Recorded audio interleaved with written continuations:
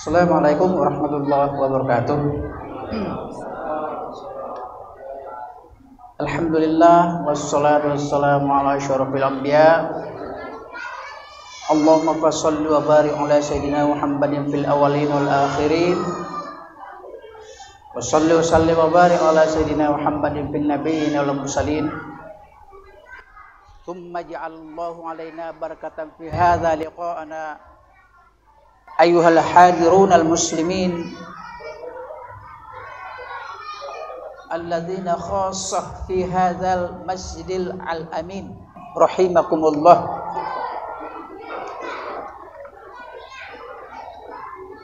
Para hadirin yang saya hormati,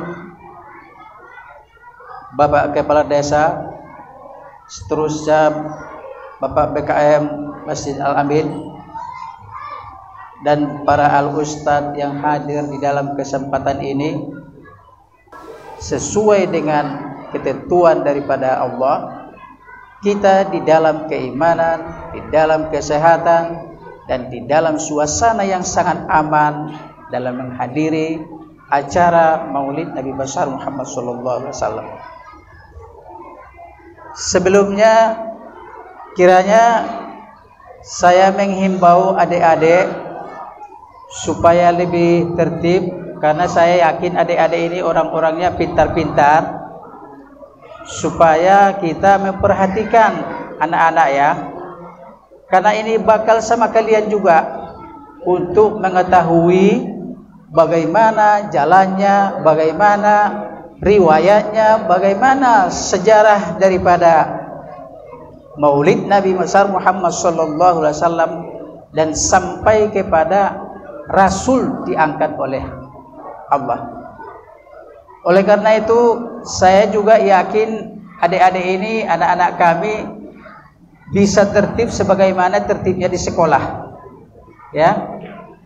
Karena kita harus mengusahakan adik-adik, anak-anak kami, agar kita tidak sampai mengganggu orang tua kita. Karena orang tua kita juga mau mendengar secara khusyuk, kita juga harus ikut, ya adik-adik, anak-anak kami. Seterusnya daripada judul atau yang kita angkat di dalam maulid ini adalah mari kita menjadikan Rasulullah itu contoh tauladan bagi kita sepanjang hidup kita. Sebagai subtemanya adalah mari kita ingat dan kuatkan sejarah kelahiran Rasulullah SAW, sehingga bisa memadukan apa yang sudah kita buat tema di dalam pelaksanaan ini antara kelahiran dan kerasulan itu. Bapak-bapak, ibu-ibu, di sini ada berbeda memang dalam mana kerasulan itu, mana kelahiran itu. Yang jelas kita ketahui bapak-bapak, ibu-ibu, kelahiran Nabi kita besar Muhammad SAW adalah tanggal 12 Rabiul Awal. Itu kelahiran. Sementara kerasulan itu diangkat oleh Allah setelah turunnya wahyu yang pertama dan seterusnya, sehingga Rasulullah itu memperoleh mukjizat, memperoleh perintah daripada Allah untuk secara langsung berhadapan dengan masyarakatnya, menyampaikan risalah, menyampaikan Al-Quran, menyampaikan hadisnya kepada khalayak ramai. Di sini ada banyak bermacam-macam. Pertama yang coba kita analisa, kita angkat bapak-bapak, ibu-ibu, ke permukaan masalah kelahiran. Dari segi kelahiran ini sebenarnya Rasulullah waktu lahirnya sudah ada menunjukkan tanda-tanda kerasulan di dalam kelahiran Nabi Muhammad SAW. Di sini coba kita sebutkan kira-kira apa saja. Tidak banyak kali, Pak, tidak banyak kali. Yang kita katakan di sini cuma 2. Saya kira ini anak-anak juga hafal. walaupun tidak secara spesifik ini pernah diterangkan kepada mereka. Tapi saya yakin masih ingat. Yang pertama, ketika Rasulullah itu lahir ke permukaan bumi ini, ada suatu api sesembahan orang Majusi beribu tahun, ribuan tahun tidak pernah padam. Bayangkan aja, bapak-bapak, ibu-ibu ya, nggak pernah padam.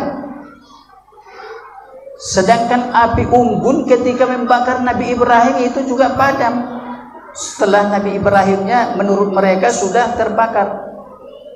Tapi ini api sembahan kaum Majusi tidak padam-padam ribuan tahun. Maka ketika lahir Rasulullah SAW, api sesembahan Majusi itu mati.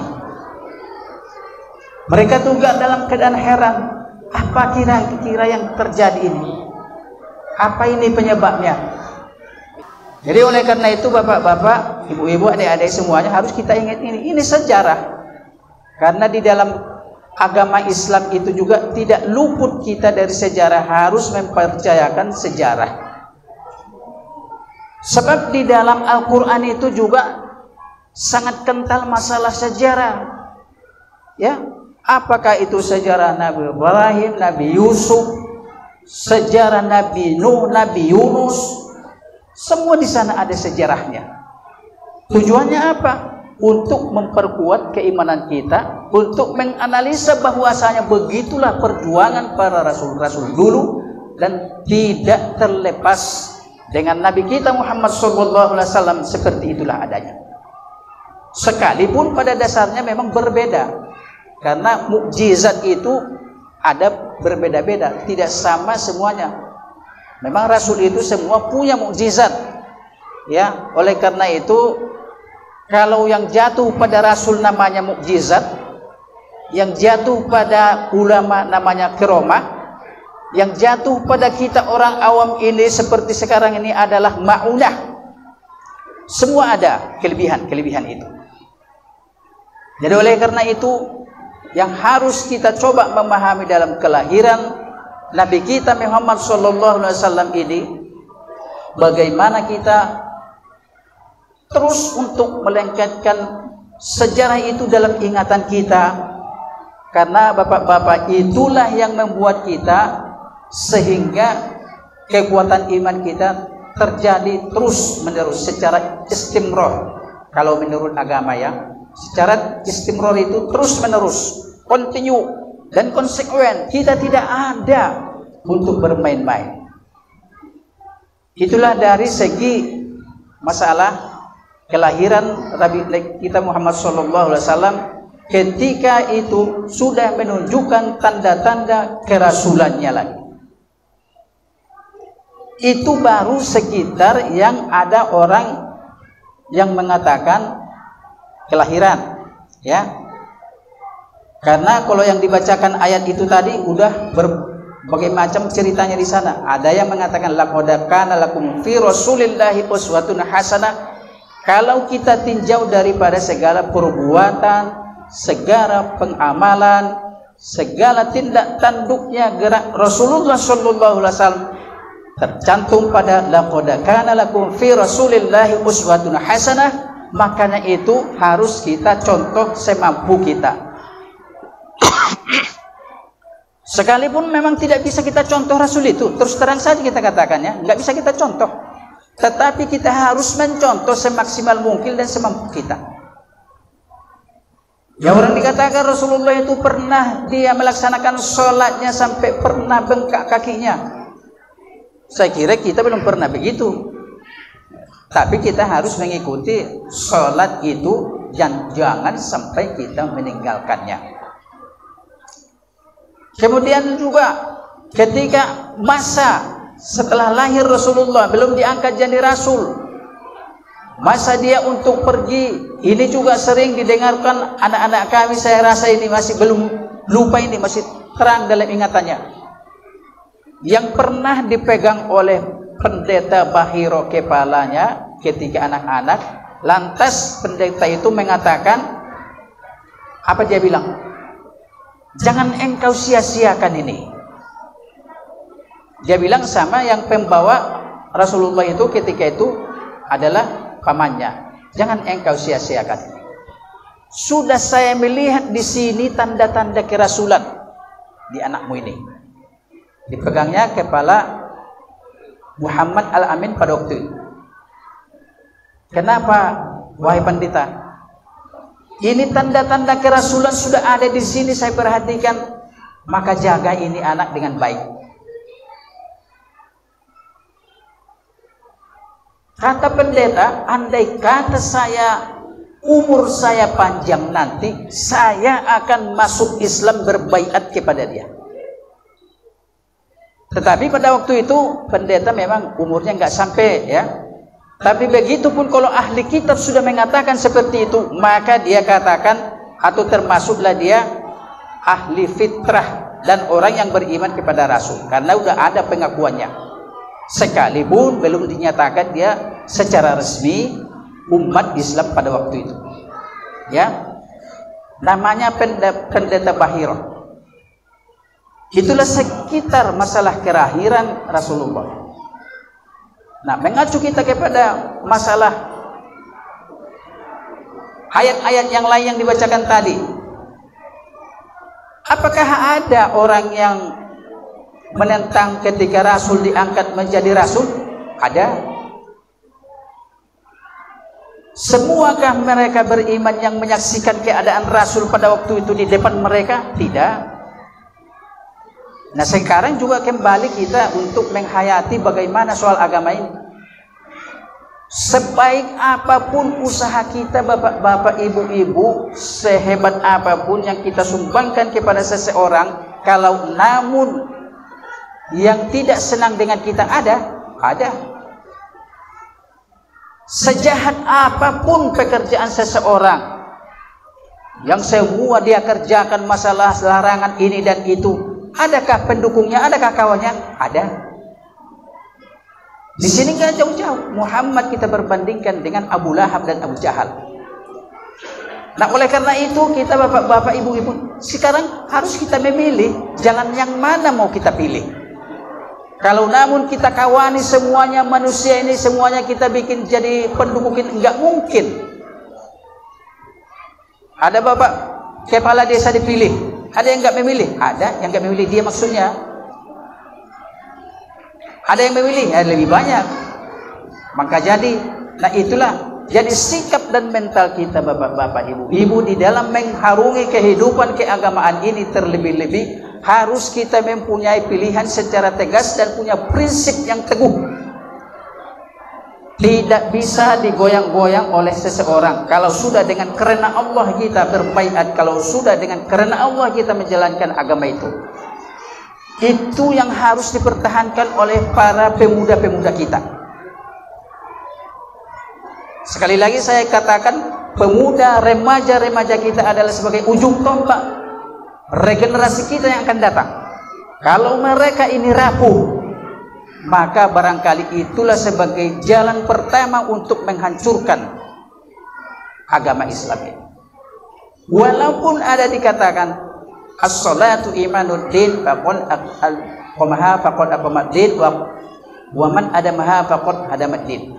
Itu memang secara perdoaan, secara pribadi. Salat itu adalah tiang agama, tetapi bila mana orang yang menjalankannya, salatnya, dia mendirikan agama. Bila mana ada orang yang menghancurkan agama, dia tidak mau salat, tidak mau melaksanakan perintah, maka itu adalah musuh agama dan penghancur agama. Itu secara pribadi.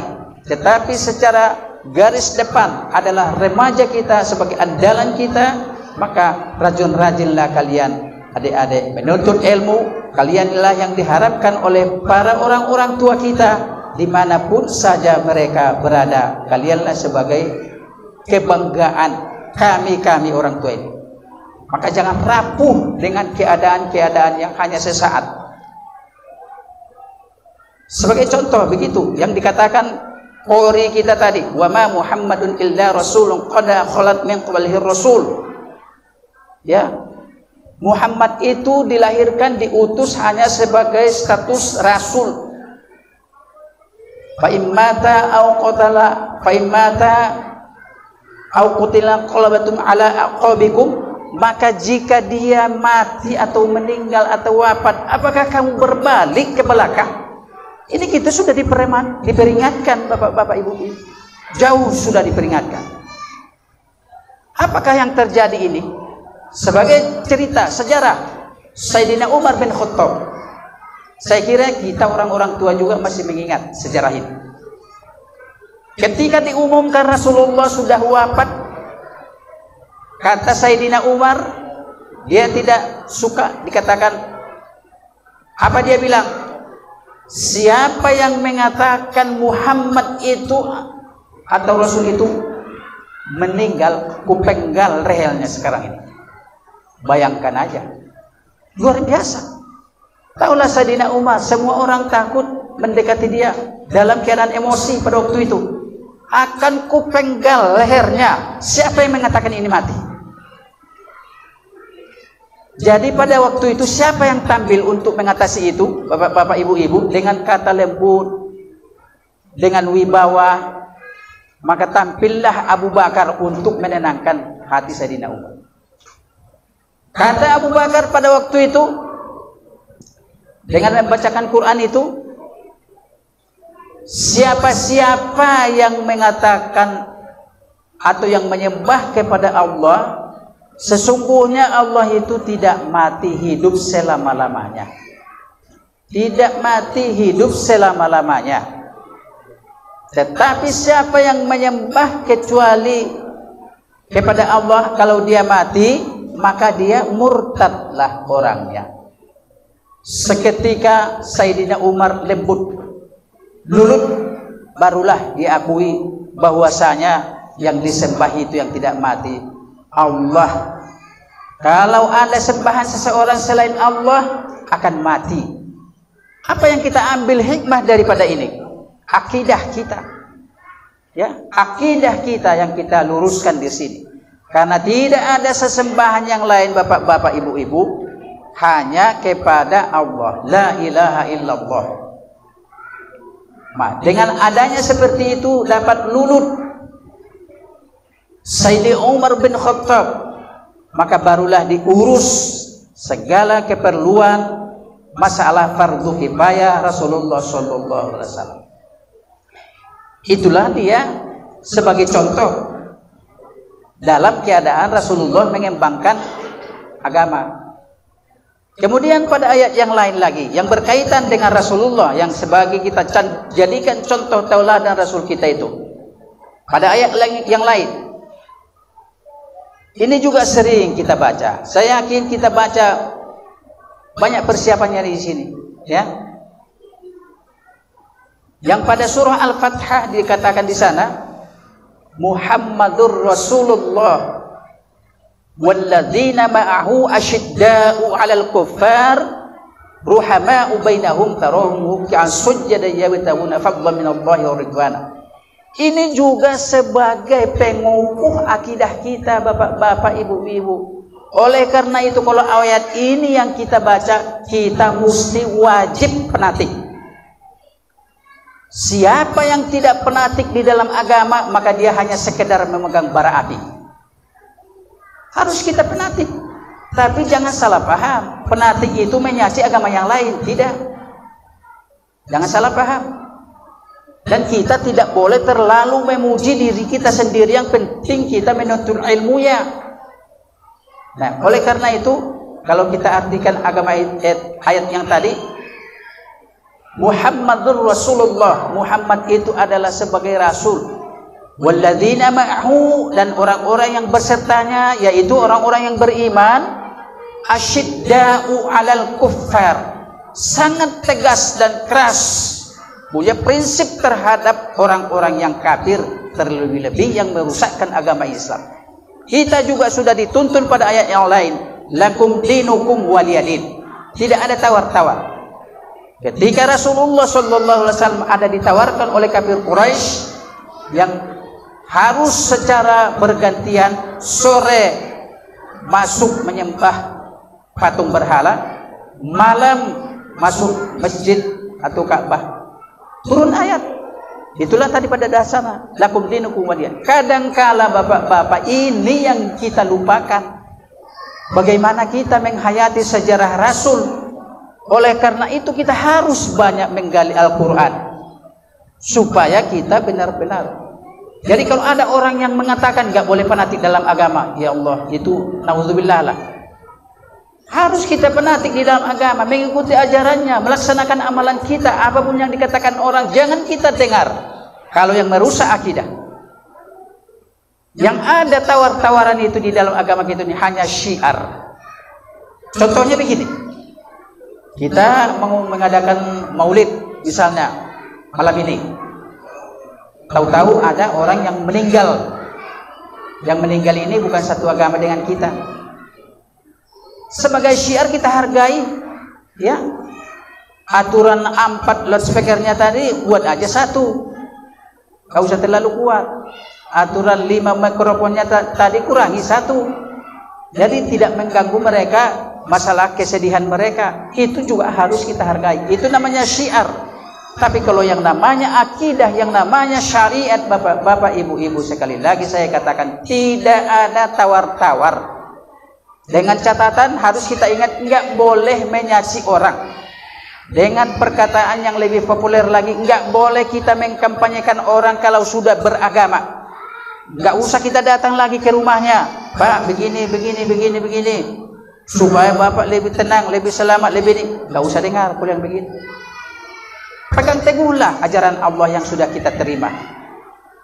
Karena kita juga harus berpegang kepada bagaimana contohnya sebagai suri teladan Rasulullah SAW kepada kita, agar kita selalu di dalam rahmat dan di dalam keberkahan Allah, sehingga dalam keadaan kita husnul khotimah juga dengan baik.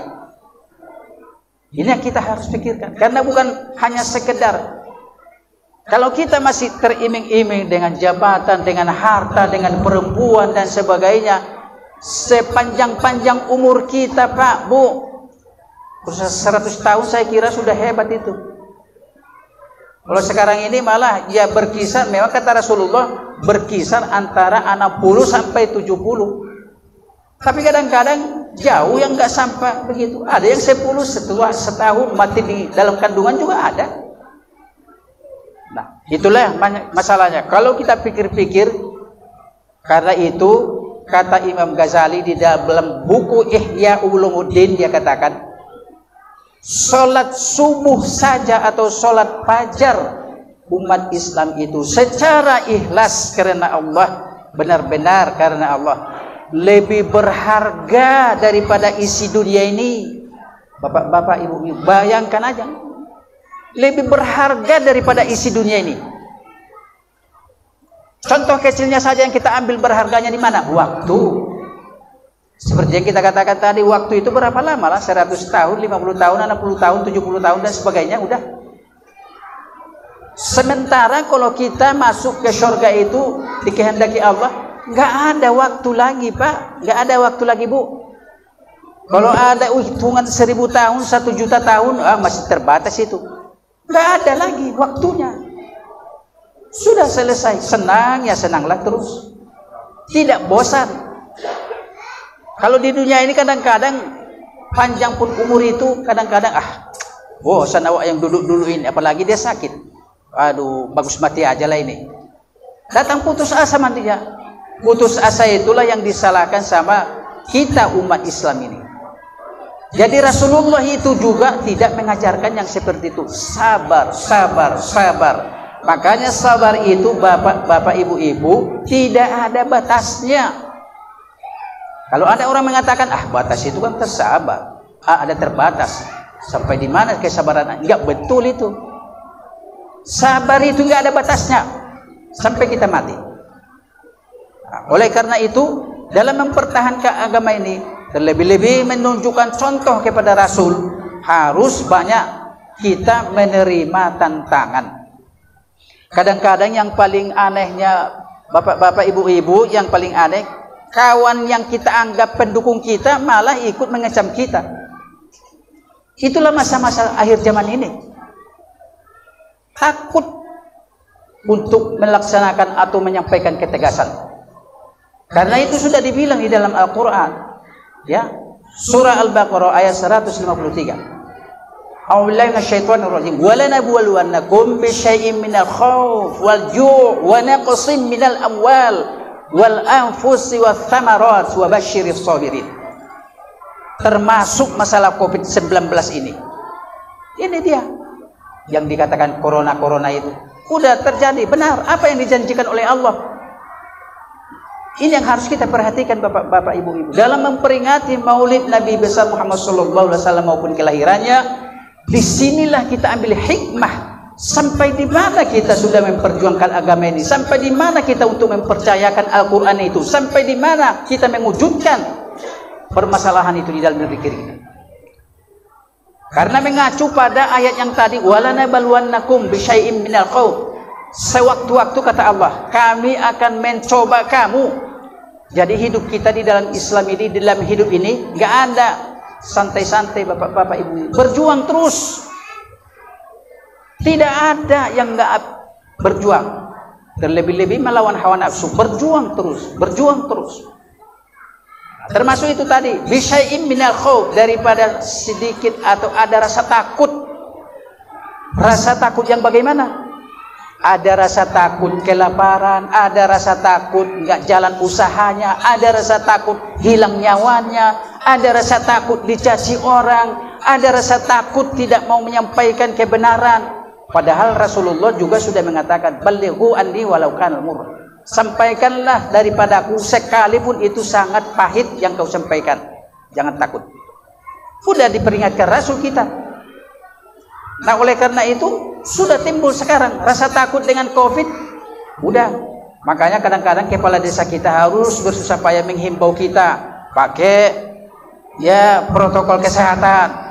Ada juga yang menantang itu Pak kepala desa, gak ada itu Covid itu, gak ada katanya. Luar biasa, sombong namanya itu. Karena dari dulu di zaman Rasul pun juga sudah ada penyakit menular, taun namanya dan sebagainya. Tapi antisipasinya kadang-kadang yang masa sekarang ini cuma kita perhatikan ada berlebihan, itu saja permasalahannya. Apapun yang terjadi sebenarnya selain daripada kita berusaha secara fisik, maka kita harus berdoa kepada Allah. Jangan malah melarang peningkatan ibadah. Ini yang kekurangan kita. Kalau masalah kebenaran itu akan timbul masalah bala enggak. Maaf, sebab dalam umat Muhammad ini enggak ada bala, Pak. Ya, yang ada musibah dan ujian. Kalau bala itu yang ada pada zaman nabi-nabi dulu, Nabi Yunus, Nabi Nuh, Nabi Lut, Nabi Soleh, ya itu bala. Karena habis kadang-kadang satu kampung itu kena bala. Sekarang ini insya Allah yang paling terakhir kita rasakan tempuh hari kan masalah tsunami. Yang tahun 2000 berapa itu? Ya, 2004. Itu pun tidak bala namanya. Karena Allah sudah mengatakan, berbuatlah kamu sekehendak kamu apapun yang kamu inginkan, mau mencuri, mau apa ini dan sebagainya, yang penting nanti kamu akan ditimbang. Itu sekarang. Mau menyaci orang, mau memburukkan, memfitnah orang, udah. Mau tidak mau sholat, mau tidak mau mempercayai Al-Quran, enggak mau mempercayai Rasul, terserah. Tapi nanti kamu rasakan, tunggu. Nanti kita setelah ditimbang di padang mahsyar. Itulah sebagai janji Allah kepada umat Muhammad ini, wasatul ummah, pertengahan umat kita. Oleh karena itu bapak-bapak, jangan kita lalai, jangan kita terlena, baik mengurus diri kita sendiri maupun keluarga kita, sebagaimana Allah memperingatkan kita di dalam Al-Quran surah At-Tahrim, a'udzubillahi minasyaitonir rajim, qu anfusakum wa ahlikum naro. Itu tugas kita. Peliharalah diri kamu dan keluargamu daripada api neraka. Ya bertugas kita ke situ. Nah oleh karena itu, sekali lagi kita kembali kepada sejarah Nabi kita besar Muhammad sallallahu alaihi wasallam. Semua yang kita terangkan tadi pernahkah dialami Rasul? Pernah sekali. Bagaimana kaum familinya, anak daripada pakciknya, uaknya sendiri yang memusuhi dia. Yang ada namanya si Syurokoh mengejar-ngejar Rasulullah ketika dia berhijrah. Dikejar sampai dapat hanya karena hadiah 100 unta. 1 meter 2 meter lagi mau sampai menghayunkan pedangnya, terperosok untanya. Terperosok untanya dengan dia sendiri. Dibantu sama Rasulullah 3 kali. Bukankah pernah kita dengar seorang daksur yang mengintip Rasulullah di dalam perang? Kemana Rasulullah dia intip terus sampai dapat. Satu waktu Rasulullah bernaung di satu pohon. Kira-kira melepaskan istirahat. Datang daksur karena dia tengok Rasulullah itu sudah terlelap, namanya capek ya. Datang daksur. Apa kata dia? Wahai Muhammad, siapakah yang dapat mengelakkan mata pedangku ini dari lehermu? Udah diancam loh. Gak ada kawan Rasul di situ, gak ada. Kalau menurut perhitungan daksur selesai lah ini. Tetapi begitu juga si Syurokoh nggak selesai, alhasilnya dia masuk Islam.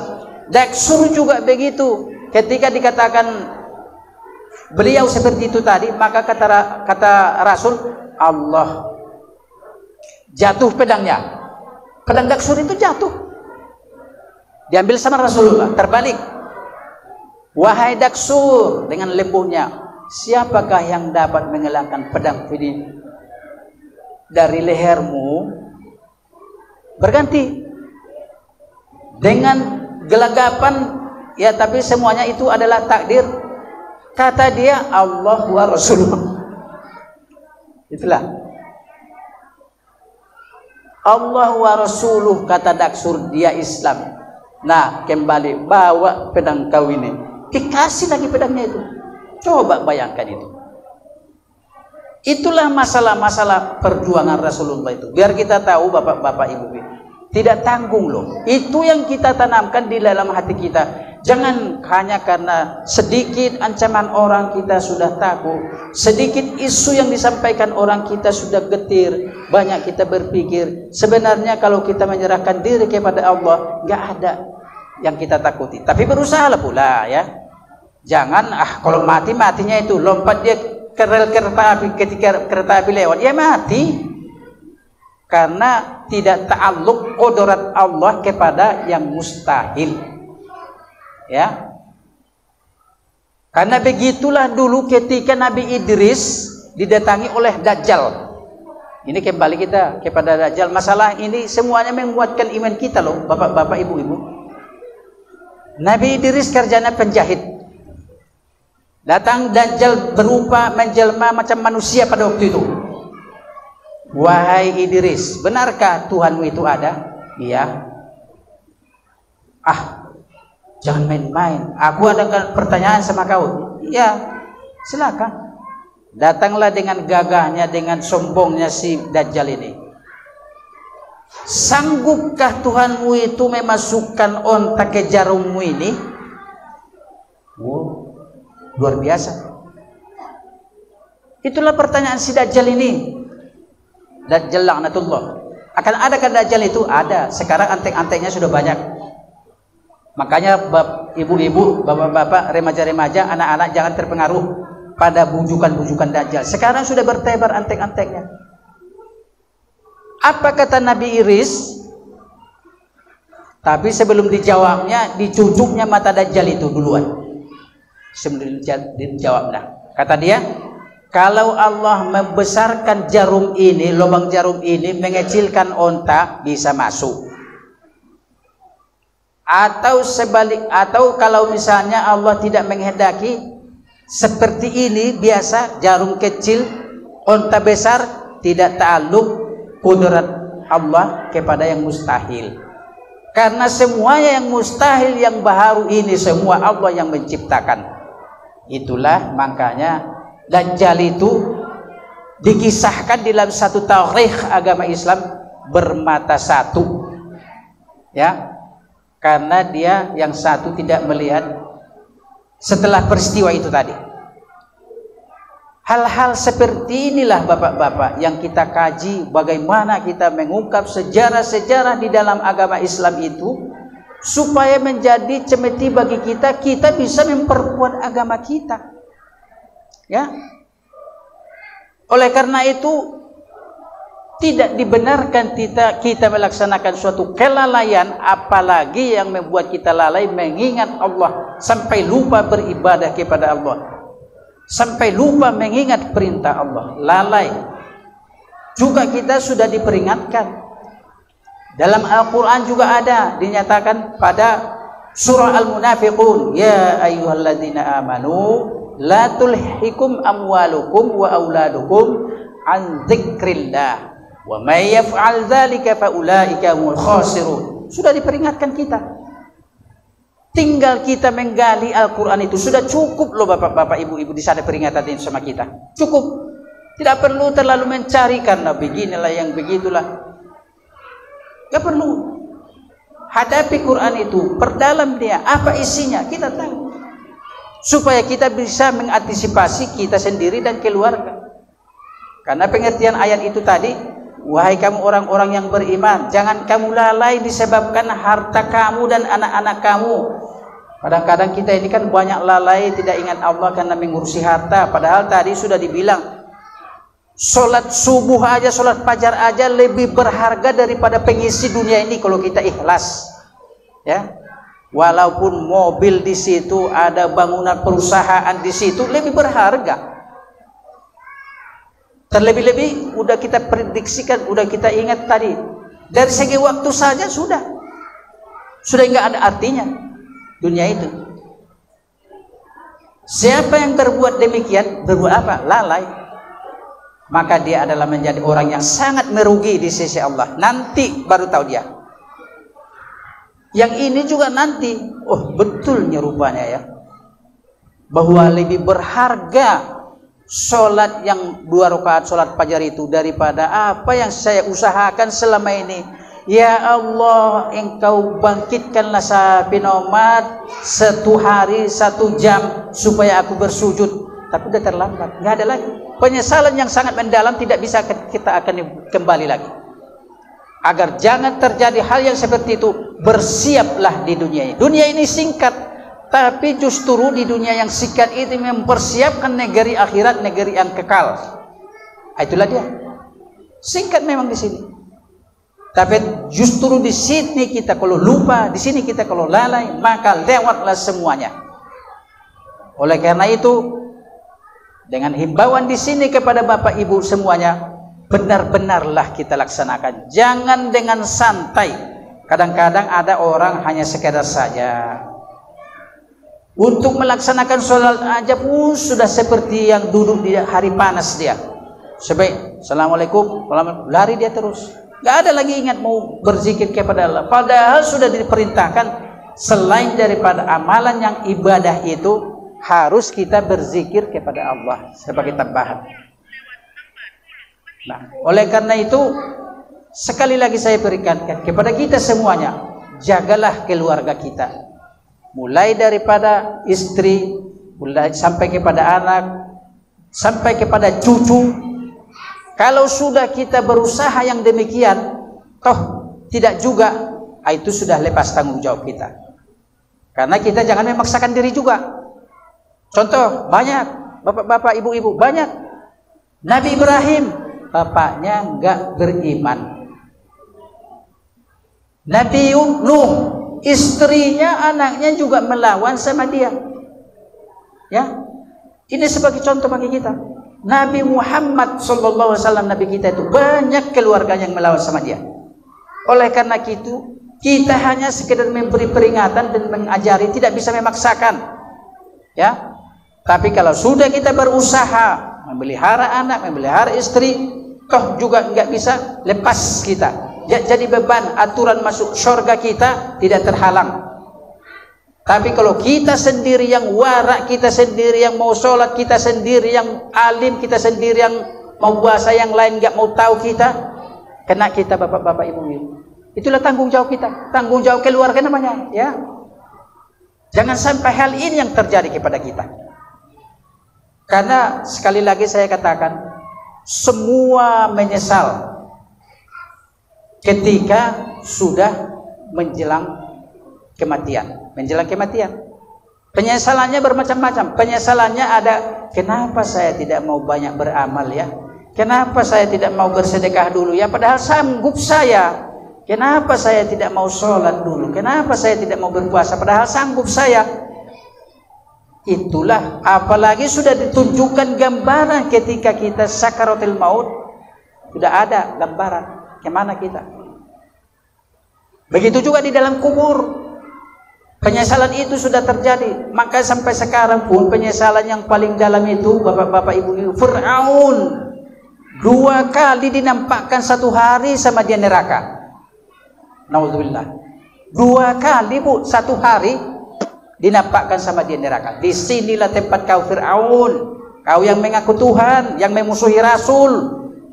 Datang Musa dan Harun kepadamu, tapi kau tidak berpikir sekarang inilah nanti tempatmu. Memang sekarang belum ada yang masuk neraka bu, ya. Tapi itu sudah ada, sudah ada. Neraka itu sudah ada, surga itu sudah ada. Alam gaib masih namanya. Itu sudah dinampakkan sama Fir'aun di dalam kuburnya. Bayangkan aja. Nah, oleh karena itu, bapak-bapak, sebagai pesan terakhir saya katakan, harus kita beramal tanpa batas semampu kita juga, ya.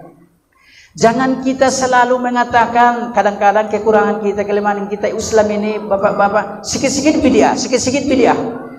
Itu yang merusak kita kadang-kadang. Karena bid'ah itu enggak mutlak loh semuanya bid'ah. Ada bid'ah hasanah, ada bid'ah dolalah. Bid'ah dolalah itu yang benar. Ada bid'ah wajib, ada bid'ah harus, ada bid'ah wajib. Seperti misalnya khitan sunat. Rasulullah itu enggak dihitan loh, Nabi kita. Jangan salah, enggak dihitan itu Rasulullah. Kenapa? Karena dia lahir sudah bersih, sudah terhitan. Jangan pula kita katakan, Rasulullah aja enggak dihitan dulu. Enggak bisa begitu, Pak, enggak bisa begitu, Bu. Sekarang wajib hukumnya berkhitan. Kecuali dengan perempuan ya. Kalau perempuan hanya sekedar sunat karena sifatnya untuk memberikan kerapian. Tapi kalau laki-laki wajib hukumnya khitan. Sehingga menurut hukum fikih dikatakan seorang yang tidak dikhitan tidak bisa jadi imam. Karena kotoran itu terhisap dari dalam keluar disebabkan dia tidak bersih. Ada itu yang mengatakan tidak wajib khitan. Maka sudah banyak berkembang masalah paham-paham ini. Tapi kalau kembali kita kepada masalah hukum-hukum, insya Allah bisa kita jawab, Bu. Oleh karena itu jangan sikit-sikit bid'ah. Masjid Al-Amin ini pun bid'ahnya ini. Iya kan? Kenapa? Zaman Rasul mana ada ini? Makanya ini bid'ah. Jangan sekali-kali kita cepat mengatakan bid'ah. Kita ini pun bid'ahnya ini. Tapi bid'ah di dalam kelahiran, dalam adanya kita. Jadi kalau kita berpegangan hanya tidak yang pernah diperbuat Rasul, itu sepanjang itu tidak menyalahi agama, jangan kita perlebar bid'ah lain. Yang jelas kita harus belajar bid'ah yang mana yang tidak boleh. Baju yang saya pakai ini bid'ah ini. Tapi salah kita dipakai? Enggak salah. Karena itu menurut agama sesuai dengan persyaratan. Nah begitu. Makanya kekurangan dan kelemahan umat Islam sekarang, bapak-bapak, ibu-ibu, namanya mengakui Nabi, tapi Nabi dengan sahabat pun dibentrokkannya.